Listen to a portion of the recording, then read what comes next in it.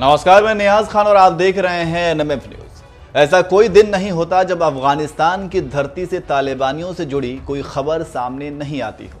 यह कहना गलत नहीं होगा कि धीरे धीरे अफगानिस्तान पूरी तरह से वीरान हो गया है और तालिबानिस्तान में तब्दील हो चुका है। लेकिन अब भी वैश्विक चौखट पर जो सवाल दस्तक देती है वो है, आखिरकार इन तालिबानियों का समर्थन कौन करेगा।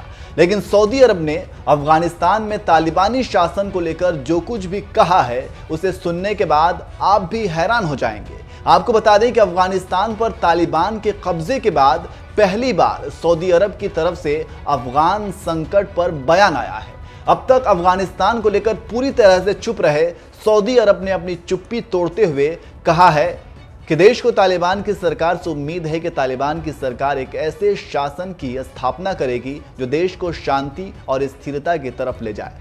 बता दें कि अफगानिस्तान में 15 अगस्त को तालिबान के कब्जे के बाद सऊदी अरब ने पूरी तरह से चुप्पी साध रखी थी और यह बिल्कुल अस्पष्ट था कि तालिबान ने बंदूक के दम पर जिस तरह से सरकार का निर्माण किया है उस पर उनकी क्या राय है। लेकिन अब सऊदी अरब ने कहा है कि उसकी उम्मीद है कि तालिबान की सरकार युद्धग्रस्त देश में शांति और स्थिरता कायम करने के लिए काम करेगी। सऊदी अरब ने इसके साथ ही अफगानिस्तान को लेकर कहा है कि देश में विदेशी हस्तक्षेप बिल्कुल बंद होनी चाहिए और अफगानिस्तान के आम लोगों की राय लेकर ही अफगानिस्तान के भविष्य का फैसला करना चाहिए।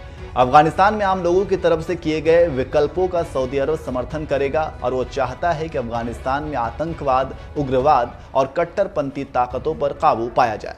सऊदी अरब के विदेश मंत्री प्रिंस फैसल बिन फरहान अल सऊद ने हालांकि इसका बिल्कुल जिक्र नहीं किया कि तालिबान के शासन को मान्यता देने को लेकर सरकार क्या सोच रही है। बता दें कि सऊदी अरब की राजधानी रियाद में एक संवाददाता सम्मेलन में बोलते हुए प्रिंस फैसल बिन फरहान ने कहा कि सऊदी अरब को उम्मीद है कि अफगानिस्तान में अंतरिम सरकार का गठन सुरक्षा और स्थिरता प्राप्त करने के लिए सही दिशा में उठाया गया एक सही कदम होगा, जिससे देश में हिंसा, उग्रवाद को खत्म किया जा सके और अफगानिस्तान के लोगों की आकांक्षाओं के मुताबिक उनके लिए उज्जवल भविष्य की काम हो सके।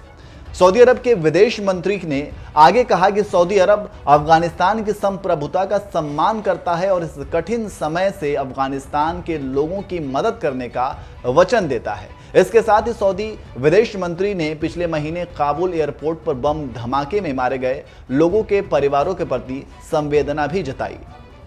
आपको बता दें कि 1996 में जब अफगानिस्तान में तालिबान की सरकार बनी थी, उस वक्त जिन 3 बड़े देशों ने तालिबान की सरकार को मान्यता दिया था उनमें एक देश सऊदी अरब भी था।